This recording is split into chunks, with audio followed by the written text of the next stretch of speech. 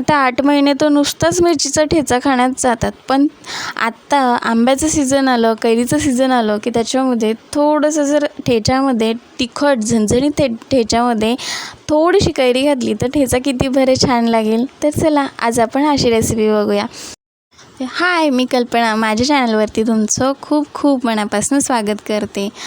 आता रेसिपीला सुरुवात करूया. जे कोणी आंब्याचे फॅन असतील, कैरी ज्यांना आवडते प्रचंड प्रमाणात, आता कैरीचे तर बरेचसे प्रकार आहेत. अगदी हा सोपा प्रकार आहे जो आपल्याला उन्हाळ्यात चालू झाला ना की जेवायला खूप कंटाळा येतो, कारण सतत तेच खाऊन आपल्याला खूप कंटाळा येतो. त्यामुळे काहीतरी आंबट, गोड, तिखट असं काहीतरी कॉम्बिनेशन असलं ना की खूप छान वाटतं जेवायलासुद्धा. आणि ज्यांना प्रचंड ठेचा आवडतो त्यांना ठेच्यामधले बरेचसे प्रकारसुद्धा आवडतात.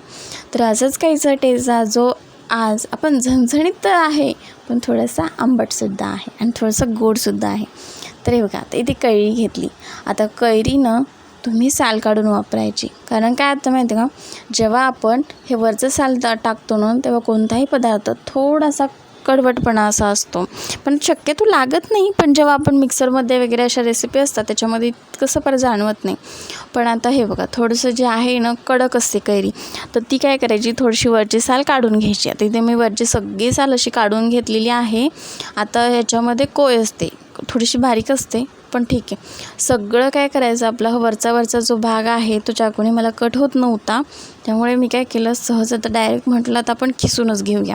आता चाकूने कट करायला काही जमत नव्हतं, ते होतच नव्हतं. त्यामुळे आता सरळ साधी सोपी पद्धत म्हटलं मी, आता आपण खिसूनच घेऊया डायरेक्ट. तर मी काय केलं, खिसणी घेतली आणि सगळ्यात जो कैरी आहे ना ती पूर्णपणे आता खिसून घ्यायची. आता मी कैरी खिसते तोपर्यंत तुम्ही चॅनलला सबस्क्राईब करा. आता इथे बघा, मी एक कैरी होती ना ती पूर्ण खिसून घेतली आणि आता ती बाजूला ठेवली. आता गॅसवरती कढई ठेवलेली आहे. त्याच्यामध्ये ना सगळ्यात पहिल्यांदा शेंगदाणे टाकायचे.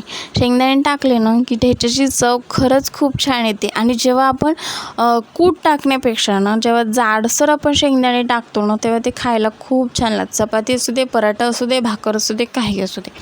ते बघा, मस्त असे शेंगदाणे खरपूस असे भाजून घ्यायचे. तर इथे शेंगदाणे भाजून झालेले आहेत, आपण काढून घेऊया. आता आपण शेंगदाणे काढून घेतले, त्याच कढईमध्ये मिरच्या घेतलेल्या आहेत. मिरच्या घेताना ना ठेच्यासाठी पोपटी कलरच्या आणि ज्या लांब मिरच्या असतात ना त्या वापरायच्या, आणि त्या कमी तिखट असतात, त्यामुळे ठेचासुद्धा खूप छान होतो. आणि जेव्हा आपण तिखट मिरच्यांचा ठेचा करतो ना तेव्हा तो एक तर तिखटही होतो आणि त्याची चव पण तेवढीशी व्यवस्थित लागत नाही. आणि नेहमी ठेचा करताना ना ठेचा आज केला की उद्या संपेल एवढाच करायचा. त्यामुळे जितका आपण ताजा ठेचा खातो ना त्याची चव वेगळीच असते, आणि जो खूप शिळा होत जातो ना तुम्ही बघा त्याची चव खूप बदलते आणि तो खावासासुद्धा वाटत नाही. तर आता ह्या मिरच्यासुद्धा व्यवस्थित अशा भाजून घ्यायच्या. थोडंसं तेल टाकायचं जेणेकरून मिरच्या पटकन भाजल्या जातात आणि आपल्याला जो ठसका होतो मिरच्या भाजताना ना तो पण होत नाही. आता ह्याचमध्ये थोड्याशा लसणाच्या पाकळ्या टाकायच्या, अगदी 4-5 टाकल्या ना तरीसुद्धा चालतात. आता हे सगळं व्यवस्थित असं भाजून घ्यायचं. आता इथे आपल्या मिरच्या भाजून झालेल्या आहेत, आपण ह्या काढून घेऊयात. आता इथे एक मिक्सरचं भांडं घेतलं, त्याच्यामध्ये ना मिरच्या टाकायच्या. आता खरंच ना तर वाटलेला ठेचा खरंच खूप छान लागतो. मी त्याचीसुद्धा रेसिपी एकदा नक्की शेअर करेन, पण मला असं वाटतं की केलेली आहे, पण अगदी खलबत्त्या वगैरे तसं मला जास्त आठवत नाही. पण ठेच्याचा आधी पण एक व्हिडिओ आपल्या चॅनलवरती अपलोड केलेला आहे, तर नक्की चेकआउट करा. त्याच्यामध्ये थोडेसे शेंगदाणे टाकले, थोडीशी कोथिंबीर टाकली आणि मीठ टाकायचं. मीठ ना ठेच्याला थोडंसं जास्त राहू द्यायचं, कारण काय होतं माहिती आहे का, तिखट कमी होतं आणि त्याची चवसुद्धा खूप छान लागते. आणि पल्स मोडमध्ये फिरवून घेतलेले आहे. तर बघा तुम्ही मस्त शेंगदाणे कसे अबडधबड झालेले आहेत ना, त्याची चव खूप छान लागते. आता जो आपण कैरी जी घेतली होती ना खिसून, तीसुद्धा ह्याच्यात मिक्स करून द्यायची आणि मस्त परत एकदा पल्स मोडवरतीच फिरवायचं. आता जेव्हा आपण सलग फिरवतो ना तेव्हा तो ठेचा इतका असं पाणी सोडतो आणि खायची पण इच्छा होत नाही. पण असं पल्स मोडवरती पण फिरवलं ना की तो मोकळा होतो असा. आता परत एकदा कढई ठेवली, त्याच्यामध्ये थोडंसं तेल गरम करण्यासाठी टाकलं. तेल गरम झालं की त्याच्यामध्ये मोहरी टाकली. मोहरी छान अशी तडतडून घ्यायची, नाहीतर मग ती कचकच लागते. आता मोहरी अशी मस्त फुटलेली आहे, तोपर्यंत आपण जे मिक्सरमध्ये हे वाटून घेतलेला आहे ठेचा तो व्यवस्थित त्याच्यामध्ये घालून घ्यायचा. आणि हा असा ठेचा परतवून घेतला ना की त्याची चव अजून छान लागते. असं मस्त असा परतवून घ्यायचा ठेचा.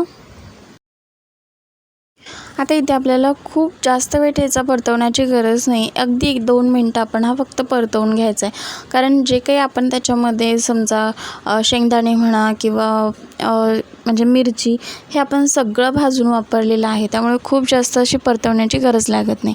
फक्त थोडंसं तेल टाकायचं, थोडंसं परतवून घ्यायची, जेणेकरून आपण जेव्हा एखाद्या गोष्टीला तडका देतो ना तेव्हा ती खरंच छान लागते.